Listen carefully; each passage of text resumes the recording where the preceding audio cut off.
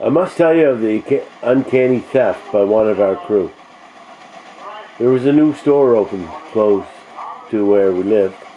It had radios, phonographs, cabinet-style stereos, and such things. One young fellow made a telephone call to the store, asked if they repaired radios. They told him they just opened the store and was not repairing radios at this time. Repairing radios at this time.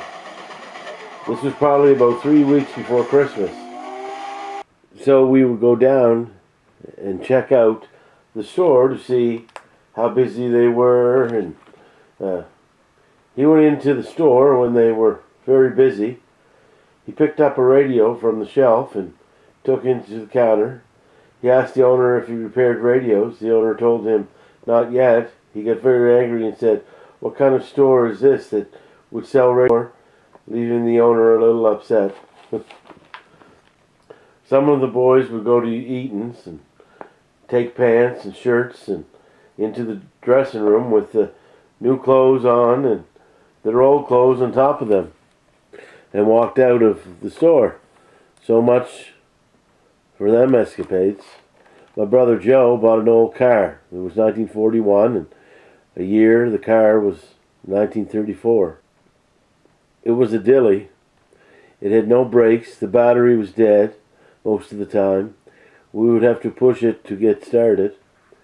We were glad to do this, as we were probably only for a car drive once or twice before. While driving around Halifax, Joe would gear down, then shut the key off to stop the car. When coming down hills, he would keep it in the low gear. He would keep the front wheel against the curb to slow down, and would cut the wheel to jump to curb and hit the lamppost. We would get out, push the car back off the sidewalk, and would keep the front wheel against the curb to park. All you need is a license on the car. Joe had no driver's license, and he was only 15 years old. The cop stopped him one time, asked Joe for his license, and he said, and he had none. The cop told him to follow him down to the police station. Joe was glad to do this because when he got there, the cop told him to come into the station with him, but Joe told him he was going home. You wouldn't want me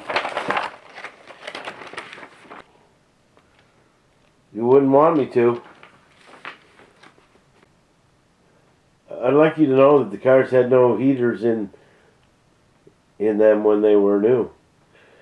You could buy a heater and install it yourself, as this was that extra. Also, most cars, Jeepers, did not come with a spare tire. This also was an extra. To keep the frost clear in the windshield, everyone would use salt bags, which they would rub on the windshield, as well as the side windows. Even streetcar conductors would use the same thing, although there was heaters by the seats, but none for the windshield. We as well as all others used kerosene in the radiators. In the wintertime, it was very smelly, but it did the job, as there was no antifreeze invented up until this time. The thing that amazed me was that each car had a toolkit: pliers, monkey wrench, screwdriver, as well as wheel wrench. I remember brothers Frank repairing flat tires. They all had tubes in them. Of course, we couldn't afford to buy new tires, so we would cut up old tires, cut sidewalls, and put them in wherever the tire was worn through. There was also linings that were made of rubber and canvas and tapered on each side, much like you see in a truck tire now.